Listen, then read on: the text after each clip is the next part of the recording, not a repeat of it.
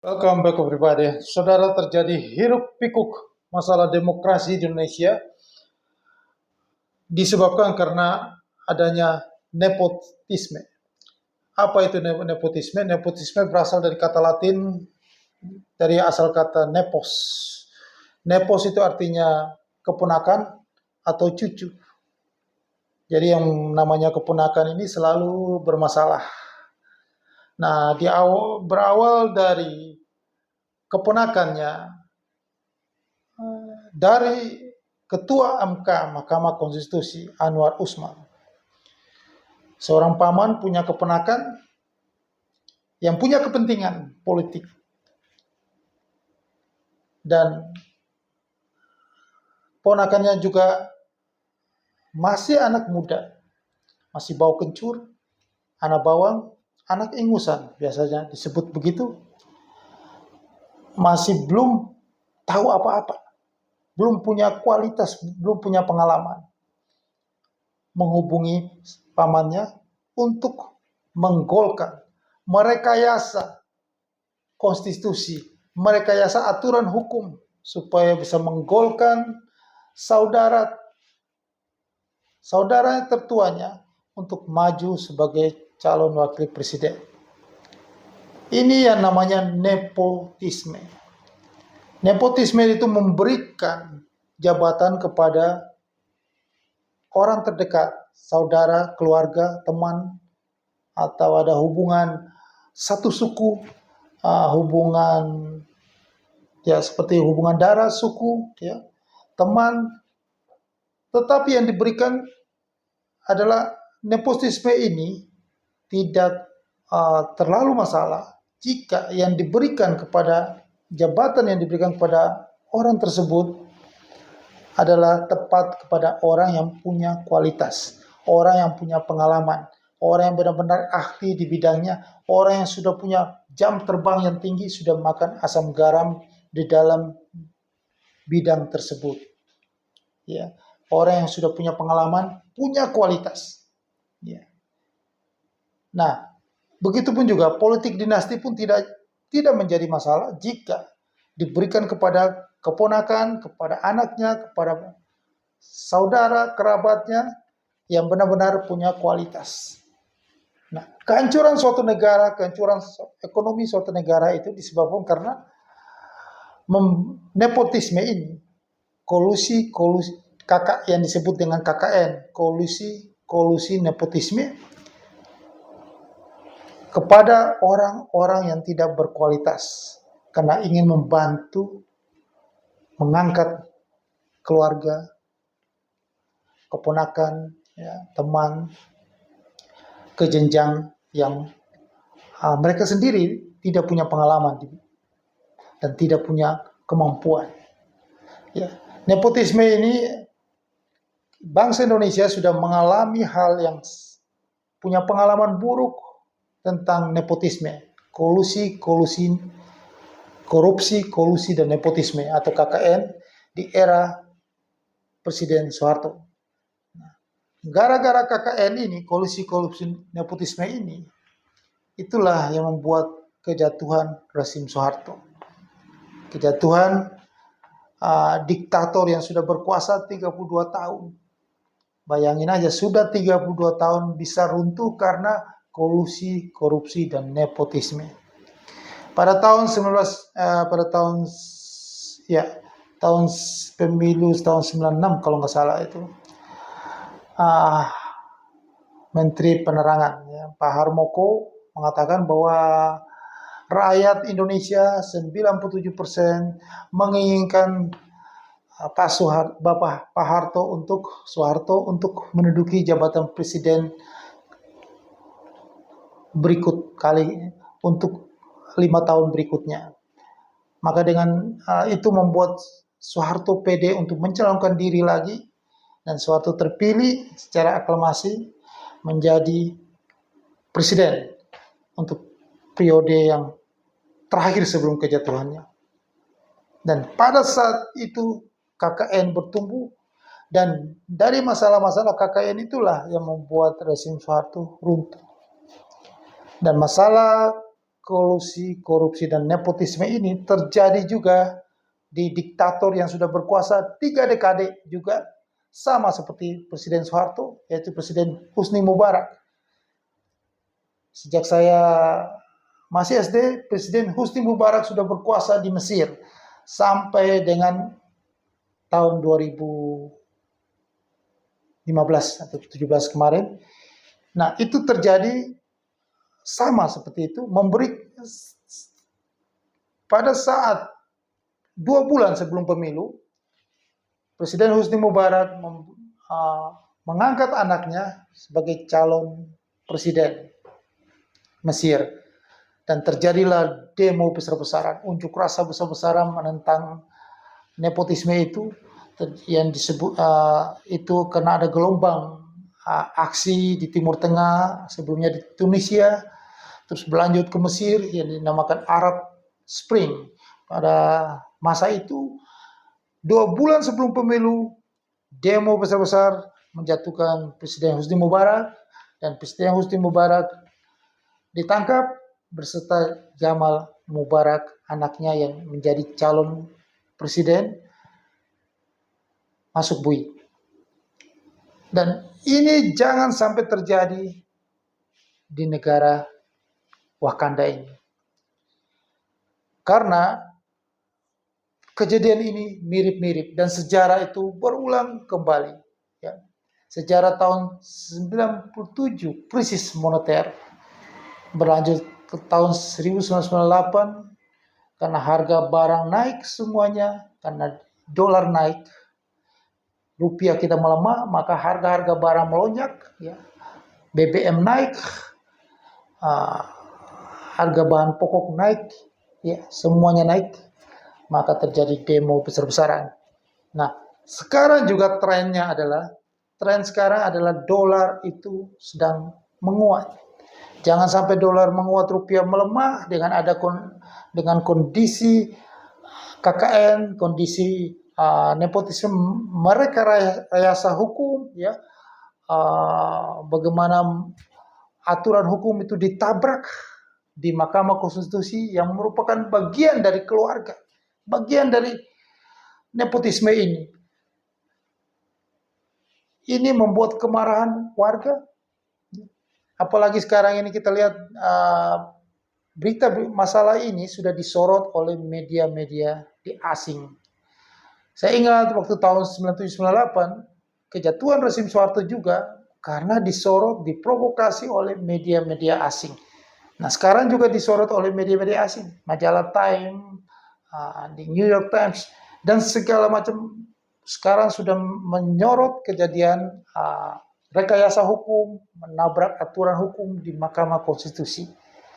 Jadi konstitusi dilanggar, ini merupakan presiden buruk bagi negara ini.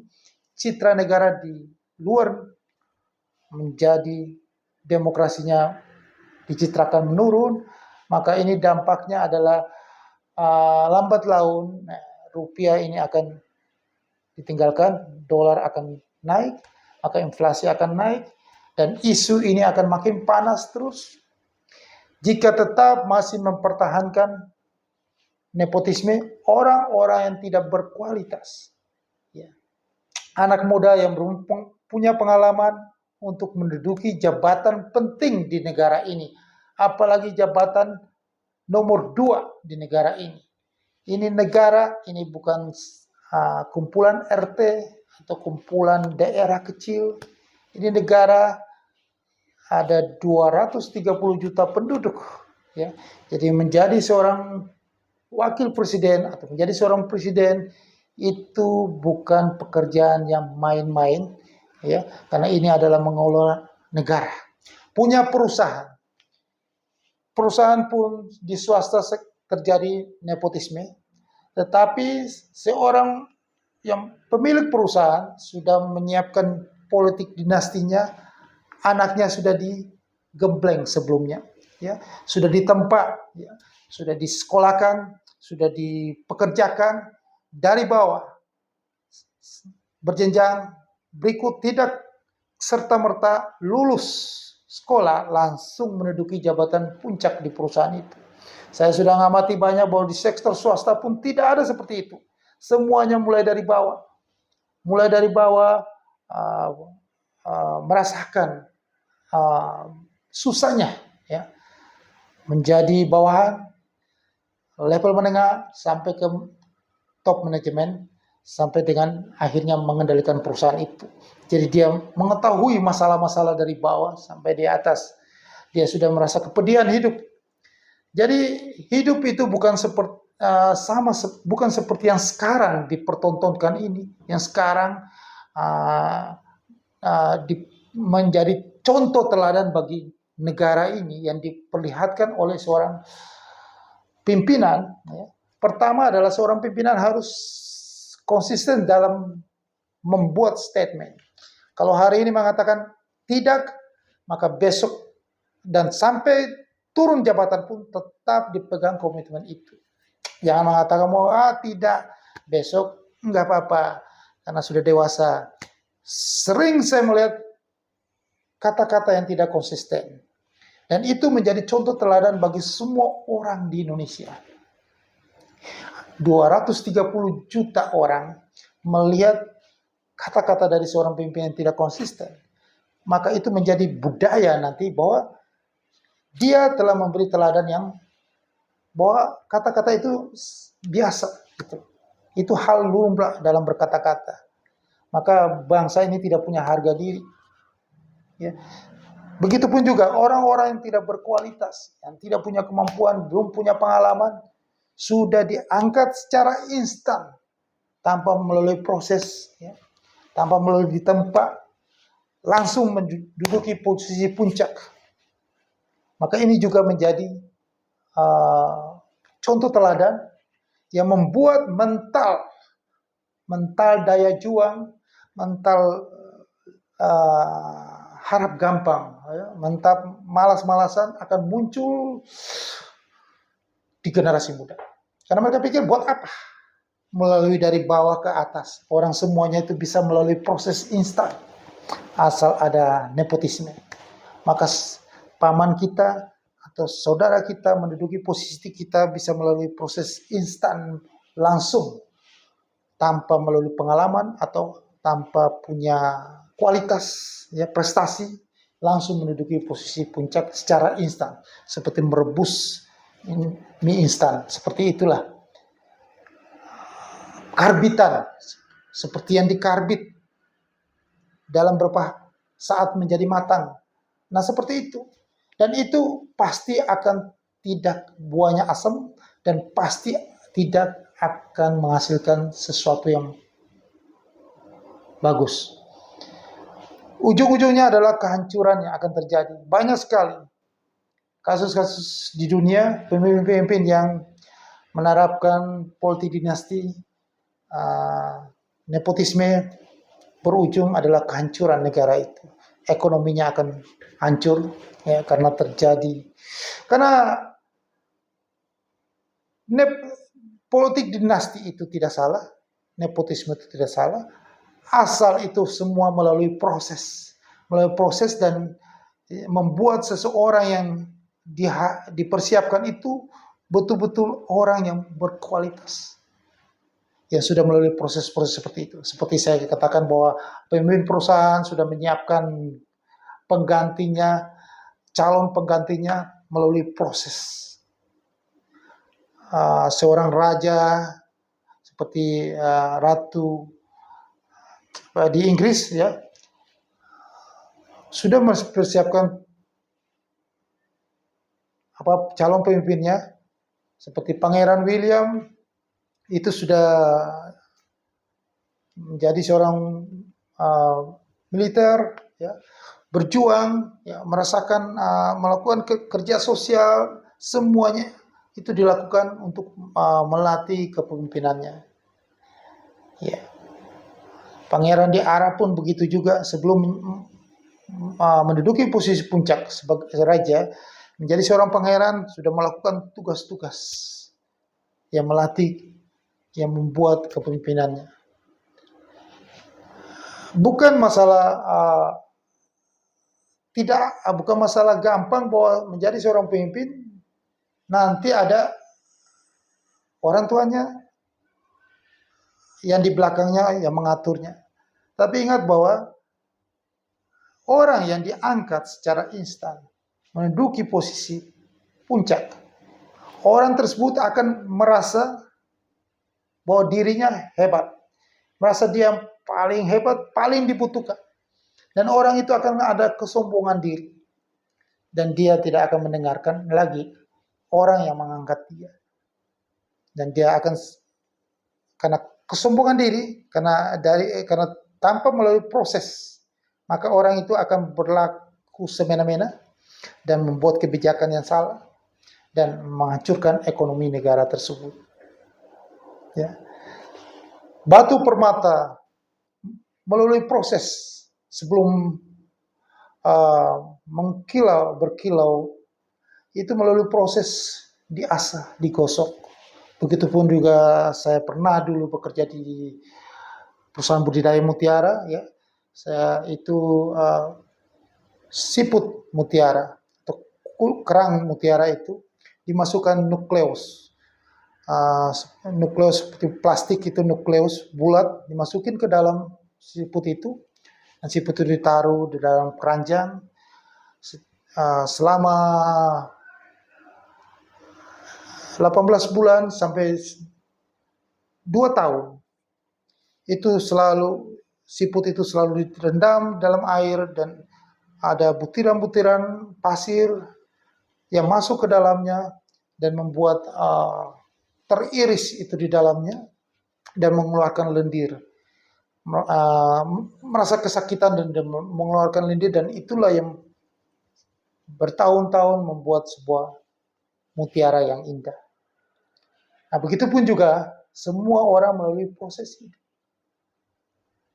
Nah, di sini kalau misalnya tetap saja melakukan cara seperti itu, orang-orang yang tidak berkualitas menjadi pemimpin, maka bersiaplah sejarah berulang kembali.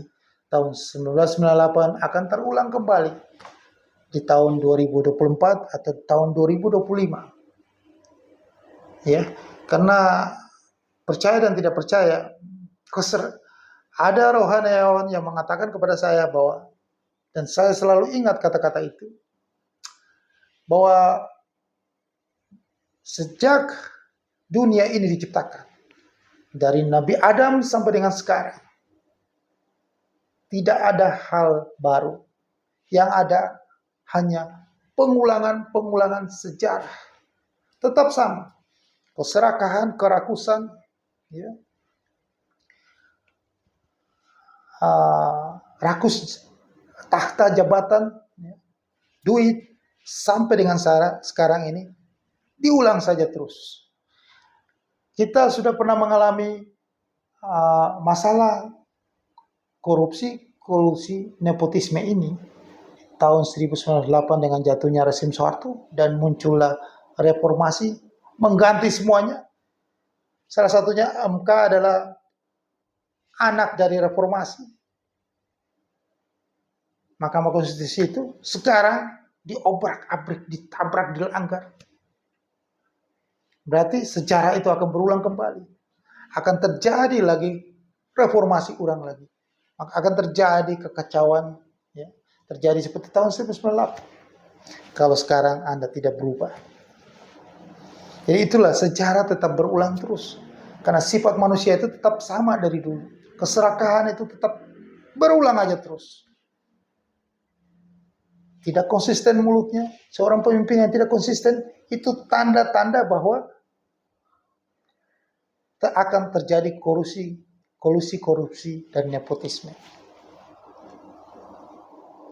Nah, ini yang saya mau kasih edukasi kepada Anda semua, bahwa bersiaplah bahwa kondisi ini makin gawat, ya, karena semuanya para elit yang tetap ingin berkuasa, tetap ingin menabrak segala aturan. Berarti apa? Satu waktu mereka juga bisa menabrak segala kebijakan-kebijakan. Ya, kalau berarti rupiah menuju 18.000, itu adalah fakta yang akan terjadi nanti. di saat kondisi US dollar yang makin kuat nanti pada tahun 2024. Maka kita tidak bisa menghindar dari kondisi seperti ini. Segeralah cari peluang. Peluang terbaik adalah transaksi di futures trading. Karena di futures trading inilah Anda bisa mendapatkan keuntungan yang besar dalam waktu yang cukup singkat dalam kondisi yang ketidakpastian nanti. Karena kalau kondisi ini akan seperti yang terjadi di Mesir, bagaimana mereka menjatuhkan Jenderal Husni Mubarak yang sudah berkuasa 3 dekade. Sehingga Husni Mubarak dengan calon presiden anaknya yang ingin dicalonkan itu masuk bui. Jangan sampai itu terjadi. Karena kemarahan warga, karena kemarahan masyarakat, karena pemimpinnya sudah hilang kesadarannya. Pemimpinnya sudah greedy. Karena greedy itu, kerakusan itu, membuat kemarahan itu terjadi. Maka ketidakpercayaan investor asing terhadap negara ini, maka dolar akan naik, rupiah akan terjun bebas, maka bursa saham akan jatuh. Itu kejadian yang terjadi tahun 97-98 puncaknya. Jangan sampai terulang. Maka segeralah Anda itu bijaksanalah melihat kepentingan yang lebih luas, kepentingan negara ini, jangan kepentingan pribadi dan keluarga. Jangan kepentingan ego, ya, pingin berkuasa, pingin, ya itu seperti itulah. Negara ini jangan sampai karena Anda rakus, pingin berkuasa, Anda membuat 230 juta penduduk Indonesia menderita. Jika harga-harga barang naik karena inflasi, karena dolar naik, bursa saham jatuh. Peluang terbesar adalah segera ini Anda harus ke futures market. Saat kondisi seperti itu, yang paling ideal memang adalah di futures market. Tapi mestinya Anda harus ke tempat yang benar, yang bisa membimbing Anda. Segera email saya di bawah ini. Saya sediakan email di bawah ini bagi Anda yang tertarik. Nanti saya akan membantu Anda. Ya. Futures market ini berisiko tinggi. Ya. Jadi bagi Anda yang berisiko tinggi, yang suka dengan risiko tinggi juga. Di balik risiko tinggi ini, Anda akan dapat keuntungan yang tinggi, yang luar biasa besar. Oke, sukses untuk Anda.